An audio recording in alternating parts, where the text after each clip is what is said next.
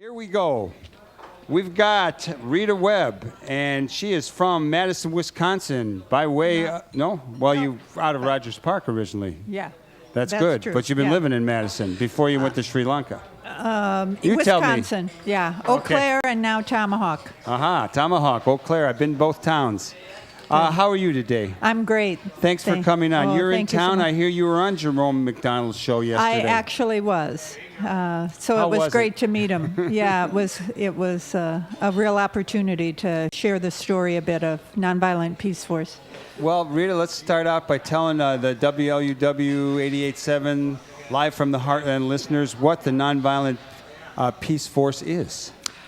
The Nonviolent Peace Force is an international humanitarian organization that is attempting to change the way the world addresses problems of violence in the world. So we are working in a number of countries now. We're a new organization. We're a small organization. We launched our first project in Sri Lanka in 2003.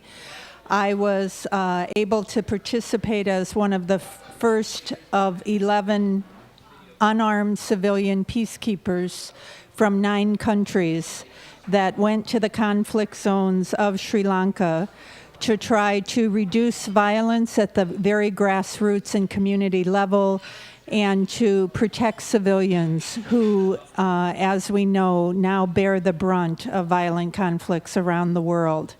So we come to a conflict area by invitation of civil society and human rights organizations, and we work with local communities, local leaders, ethnic groups, in order to see what contribution can the international community make to help increase the space for local peacemakers to do their work and to help build bridges across differences.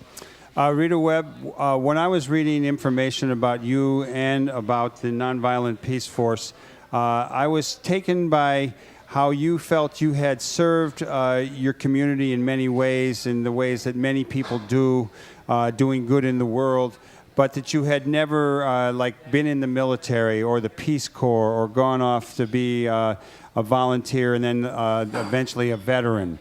Can you tell us a little bit about where you were at in your life and the kind of things you were doing and what inspired you to really give it all up and to leave your family for a while until they followed you and go off to Sri Lanka to do good work?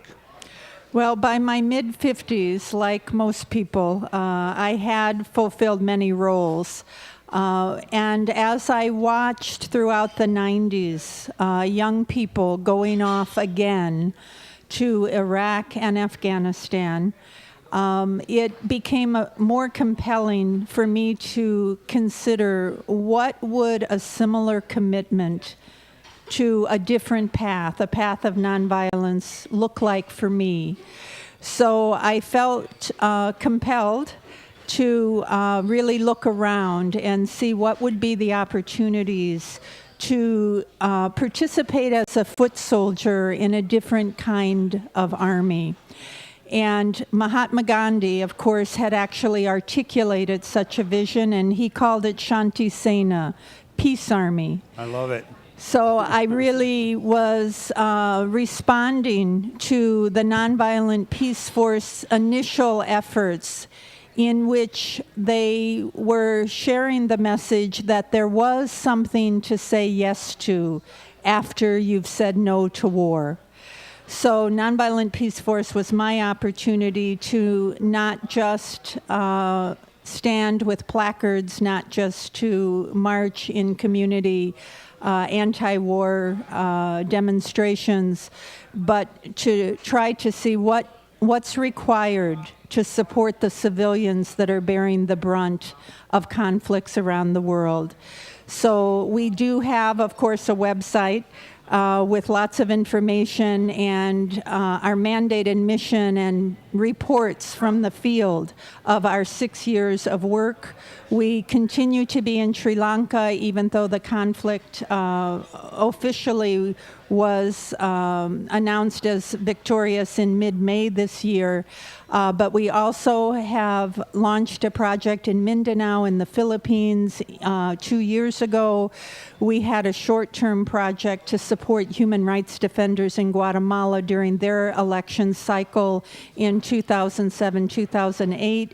And we are very close. We're about $9,000 short of launching a development team to southern Sudan. So we are in the midst of lots of critical areas in the world. And in addition, we are building a network within the U.S. and Canada and other parts of the world to address violence in our own country. So there are many ways that people could tap in at different levels of the transition that we really know we have to make to a world beyond war. Rita, can you actually tell me what was the moment that you found out about the Nonviolent Peace Force, or that you met somebody who was involved with it, that when you did a click in your head and your heart and said, hey, I'm splitting, I'm going over there?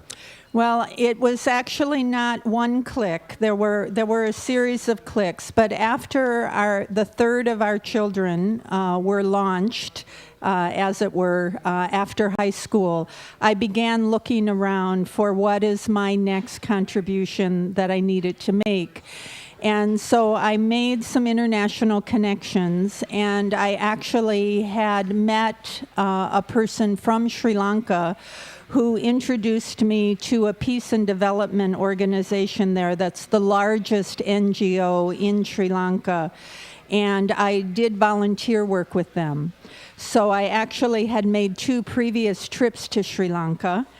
And you knew the turf a little bit. I knew the turf. I had some friends and some partners. So when Nonviolent Peace Force looked for a place to launch their pilot project, they studied 3 countries: Guatemala, Palestine, Israel, and Sri Lanka.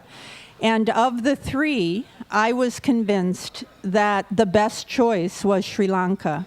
So I told my husband that when they make the decision in 2002 what country they're going to choose, it's going to be Sri Lanka, and I'm going to apply.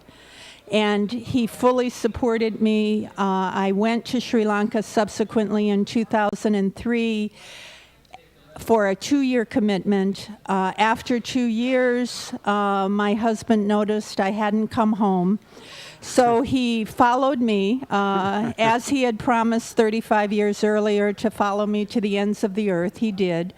And he subsequently stayed for 3 years, so I was able to stay. And I spent 5.5 years there rather than 2, returning this year in early 2009.